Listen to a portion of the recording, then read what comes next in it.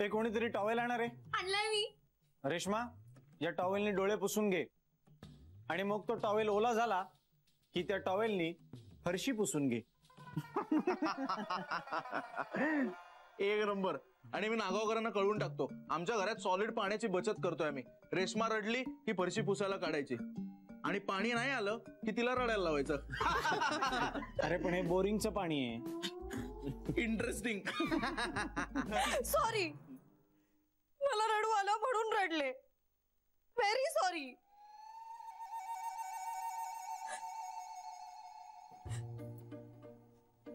चिडली का काय? सॉरी, माझ्यामुळे त्रास झाला तुम्हाला. मी खाली जाऊन येते, मला दही आणायचंय. थांब थांब थांब थांब थांब थांब. खाली चाललीस, येताना कढीपत्ता पण आण. कढीपत्त्याशिवाय कढीला मजा येत नाही काय?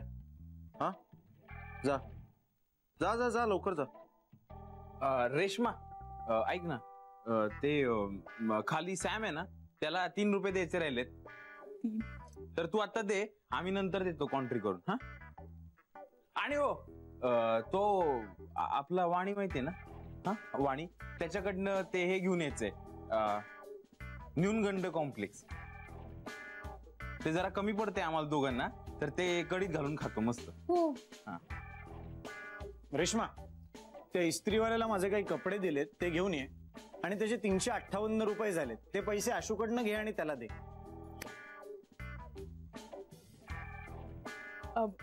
ऐक ना रेश्मा, काय आहे? काय आणायचंय? नाही, सांग मला काय आणायचंय सांग. नाही, तुलाही काहीतरी हवंच असेल. तू खालीच चालली आहे ना, सांग ना. म्हणूनच फक्त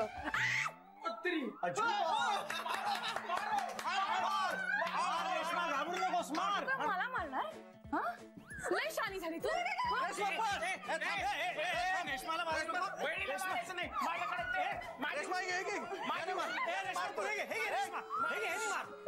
घाबरू नकोस, मार.